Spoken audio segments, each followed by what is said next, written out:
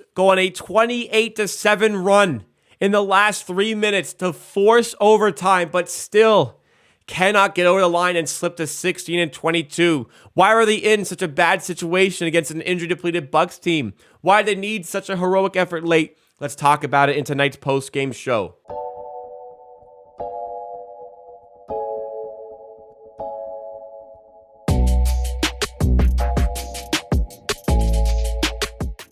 This is a very bittersweet feeling right now. I thought the game was dead and buried. I thought the game was over. I thought, metaphorically speaking, the season was over. 16-22, down by 21 with 3:13 to go to a Bucks team that does not have Middleton and Holiday specifically. Also does not have Ingles and Hill. Raptors favored by 5. Playing at home, where they're much better. Playing against the Bucks, who have a under 500 record away from home. The Raptors have had multiple opportunities this season to pick the low-hanging fruit. This is low-hanging fruit. You lost the game. A valiant effort. I'm going to applaud it. What an effort to get this game to overtime. What an effort by Trent to hit the game-tying shot at the end of the fourth quarter. But we have talent. I've said all throughout the season, we have talent. It's so clear. You saw it on display in this game. But the individual talent at the top tier of this team are masking the fundamental errors within it. And fans are looking to point their finger at a specific thing. It's a whole bunch of things compounding to the struggles this season. Coaching is part of the problem because there's no identity on defense. There's no identity on offense. That's on coaching.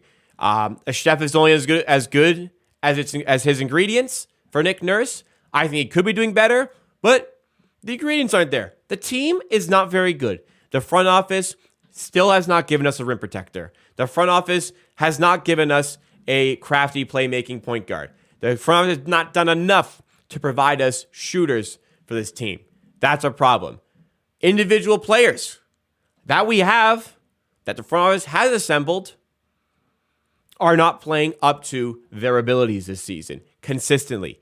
It was a much better night from Fred VanVleet. Typically this season, it has not been. It was a horrible 3 quarters from Scotty Barnes. He finished with a crazy stat line, but he had 0 points in the first 40 minutes of this game. So it's not one specific thing. It is a whole mass of things coming together, but it's just so not bad enough because the individuals are just making us look just good enough. Like today, it's just good enough to provide us a glimpse of what this team can be when everything is clicking, but just not enough things are clicking. Because there are the fundamental issues that, again, this team is possessing. And that's just the way the season has gone so far. And that is the reason we are 16-22. We have lost 10 of our last 13 games. We were 13-12. We've gone 3-10 since that point. Again, I'm very happy with the way they came back. Call it a fake comeback, whatever. I'd rather lose by 3 in overtime than lose by 21. Call it a fake comeback, whatever. This is better than getting blown out. At the end of the day, yes, it's still a loss, but it's still better than getting blown out. It's still showing that people saying this team has no heart, has no fight, locker room issues. Clearly, those things are not the issues. It's the fundamental construction of this team. It's the coaching, and it's the players not playing up to scratch. We had 12 points in the first quarter. 12. We started the game, was it 0 for 15 from the field? These things are just straight up not good enough. Let's go to the box score here. It was such a dramatic turnaround late game that some of these look really good. Like Fred goes 8 for 23 with 28 points. People pointing the finger at Fred for today. Was he at his best? No, but he was the best Raptor player probably throughout this game. 28 points, 12 assists, 8 rebounds. It's hard to give a guy shit for that. I know he shot 8 for 23, but it's really hard to give a guy shit for that. All this praise coming to Gary, who shot just as bad as Fred and didn't do as much as other things. I'm not criticizing either of them. Both crazy performances, and especially Gary late hitting that three-pointer late. What is confusing, and this is why I talk about these guys first, Gary hit the three to tie the game, to go to overtime with 0.8 seconds to go. Gary's been the better player this season. Fred has been cold from three all season. Why is the last play in overtime a play drawn up? Not even drawn up, really. The play is get the ball to Fred and pray he hits a shot. Stupid from the coach, from Nurse, to not actually create a play to get a better look than that. First of all. Second of all, if you're gonna just ask a guy to take the ball and shoot a three, it's gotta be Gary Trent. It's gotta be Gary Trent, the guy that is so much better in shot creation settings than Freddie Lee, who literally did it to tie the game with under a second to go in the fourth quarter. I can't understand that decision. Further along, Barnes, who started the game by doing cardio for 3 quarters, somehow got 19 points on 9 for 19 shooting because he woke up, got in the paint, and started hitting his shots there. He got aggressive and took over. Full credit to him for doing that. OG could have been better, but 14 points, 9 rebounds, 4 steals. A lot of turnovers. Siakam, you got a bad game from Pascal. He's a guy who started poorly, didn't pick it up. 11 points, 8 rebounds, 4 assists. He's playing like an all-NBA caliber player. I unfortunately have to forgive a bad game like this from time to time. The bench gives you 7 points for a second straight game. They got minutes. They played. It's tough to give more than 12 minutes to Flynn when he gets 0 points. It's tough to play Achua more than 12 when he gets 2. It's tough to give these guys any more minutes. People are saying they're not playing enough. How? How can you play them more when their numbers look like that? Milwaukee, Giannis was out. Giannis is Giannis. He had 8 at half. Finish was 30. Triple-double with 21 rebounds. Bobby Portis doubles up your entire bench for points. Beauchamp scores 10 off the bench. I'd never even heard of this guy coming to this game. Call me ignorant, whatever.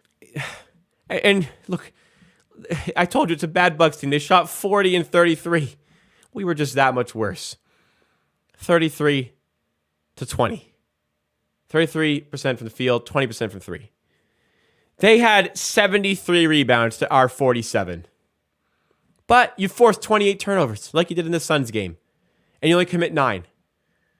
You outshoot them 116 to 88. The extra possessions with turnovers made the difference today. But not enough to win the game because, again, of the fundamental misconstruction and the fundamental errors within this team. And it's not just one thing.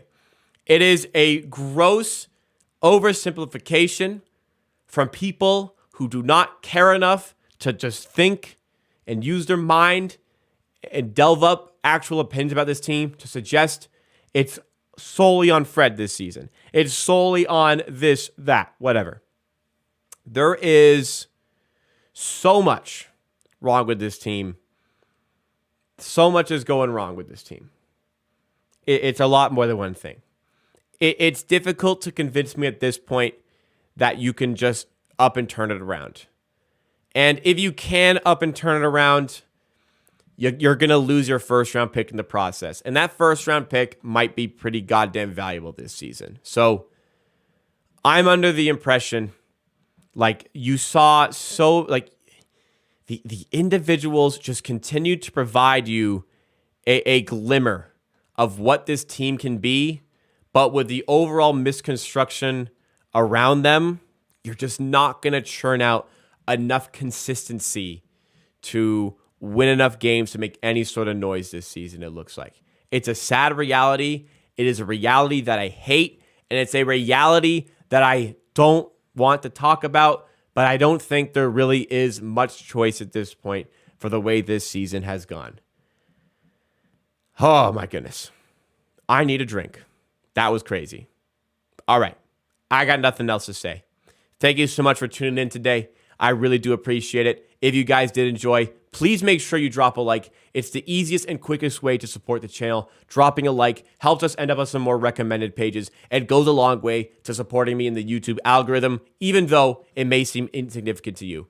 Beyond that, if you want to see more Raptors content just like this for every single Raptors game, you got to be subscribed. Join the Amateur Hour army today. If you're a Raptors fan, you're going to love Amateur Hour, so get subscribed. Thank you again, guys. We'll see you next time for more from Amateur Hour.